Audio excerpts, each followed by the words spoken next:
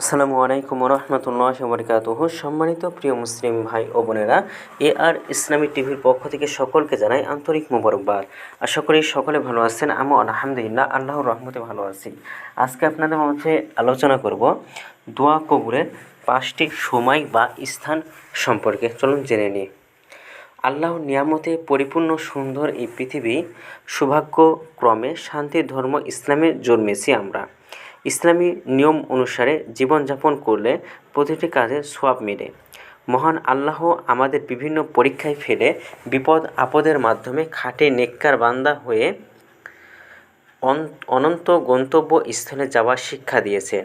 নবী করিম সাল্লাল্লাহু আলাইহি সাল্লাম সাহাবীদের জীবনী থেকে আমরা যেসব জানতে পারি, তাই বিপদ আপদ থেকে রক্ষা এবং আল্লাহর সন্তুষ্টি অর্জনে বিভিন্ন আমল, জিকির এবং দোয়া পাঠের শিক্ষা দিয়েছেন নবী করিম সাল্লাল্লাহু আলাইহি সাল্লাম। দোয়া করলে আল্লাহ তাআলা কবুল করেন, বান্দাকে সাহায্য করেন, প্রার্থিত বস্তু দান করেন, বান্দার আশা পূরণ করেন। যদি রিজিক হালাল হয়, একাগ্রতার সঙ্গে দোয়া করা হয় এবং দোয়া করার পর ফলাফলের জন্য তাড়াহুড়া না করা হয়, তাহলে আল্লাহ তাআলা প্রতিশ্রুতি রয়েছে তিনি অবশ্যই দোয়া কবুল করবেন। দিন এবং রাতের বিভিন্ন অংশে দোয়া কবুলের কথা বিভিন্ন হাদিসে বর্ণিত হয়েছে। যেমন আমরা 1 নম্বরে ফরজ নামাজের শেষের কথা বলা হয়েছে। হযরত আবু উমামা রাদিয়াল্লাহু তাআলা আনহু বলেন, আমি নবী করিম সাল্লাল্লাহু আলাইহি সাল্লামকে প্রশ্ন করলাম, হে আল্লাহর রাসূল, কোন সময়ের দোয়া সবচেয়ে বেশি কবুল হয়? নবী করিম সাল্লাল্লাহু আলাইহি সাল্লাম উত্তরে বললেন, রাতের শেষ প্রহরে এবং ফরজ নামাজের শেষে দোয়া কবুল হয়। জামে তিরমিজি। এই হাদিস থেকে জানা যায় যে 2 সময়ের দোয়া অধিক কবুল হয়। একটি হলো ফরজ নামাজের শেষের দোয়া করা। ফরজ নামাজের শেষে দোয়া করলে তা কবুল করা হয়। তাই নবী করিম সাল্লাল্লাহু আলাইহি ওয়াসাল্লাম গুরুত্বের সঙ্গে যে সময় দোয়া করতেন।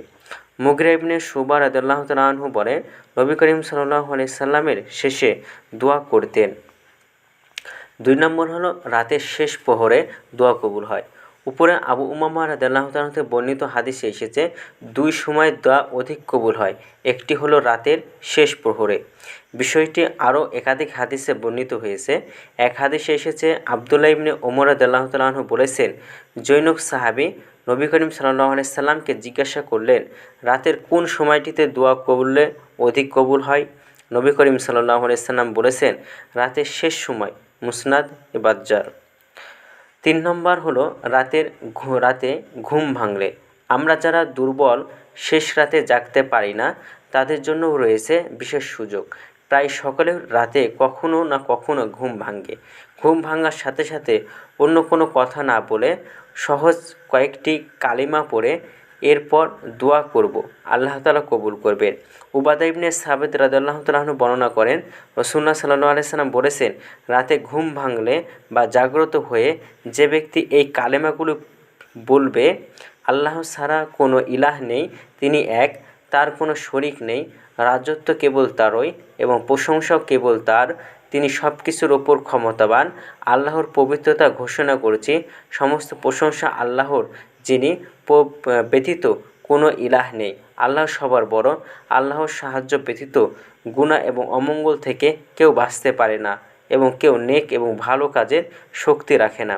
এরপর বলবে, আল্লাহুম্মা গফিরলি, হে আল্লাহ আমাকে মাফ করে দিন, বা অন্য কোনো দোয়া করবে, তার দোয়া কবুল করা হবে। এরপর যদি উজু করে নামাজ পড়ে, তাহলে তার নামাজ কবুল করা হবে। সহিহ বুখারী এবং মুসনাদ আহমদ শরীফের হাদিস। 4 নম্বর হলো আজানের সময়। সাহ ইবনে সাদ রাদিয়াল্লাহু তাআলা আনহু বলেন, নবী করিম সাল্লাল্লাহু আলাইহি সাল্লাম বলেছেন, 2 সময় দোয়া ফেরত দেওয়া হয় না, অথবা 3 বলেছেন। তিনি বলেছেন, খুব কমই ফেরত দেওয়া হয়। 1 আজানের সময়, 2 জিহাদের সময়, যখন তুমুল লড়াই চলতে থাকে। সুনানে আবু দাউদ। 5 নম্বর হলো আজানের জবাব দেওয়ার পর। আজানের সময় করণীয় হলো 5টি আমলের কথা হাদিস শরীফে বর্ণিত হয়েছে। একটি হলো আজানের জবাব দেওয়ার তথা মুয়াজ্জিনের সাথে সাথে আজানের কালেমাগুলো উচ্চারণ করা। আজানের জবাব দেওয়ার একটি ফজিলত হলো তারপরে দোয়া কবুল হয়। আব্দুল্লাহ ইবনে আমর রাদিয়াল্লাহু তাআলা আনহু বলেন, এক সাহাবী জিজ্ঞাসা করলেন, ইয়া রাসূলুল্লাহ, মুয়াজ্জিনরা আজান দিয়ে আমাদের ওপর শ্রেষ্ঠত্ব অর্জন করে নিচ্ছে, আমাদেরও এমন কোনো আমল বলে দিন। রাসূলুল্লাহ সাল্লাল্লাহু আলাইহি ওয়াসাল্লাম বললেন, মুয়াজ্জিনরা যা বলে তোমরাও তা বলো, এরপর দোয়া করো, তোমাদের দোয়া কবুল করা হবে। সুনানে আবু দাউদ। ভিডিওটি ভালো লাগলে অবশ্যই চ্যানেলটি সাবস্ক্রাইব করে পাশে থাকবেন। ধন্যবাদ সকলকে। আসসালামু আলাইকুম ওয়া রাহমাতুল্লাহি ওয়া বারাকাতুহু।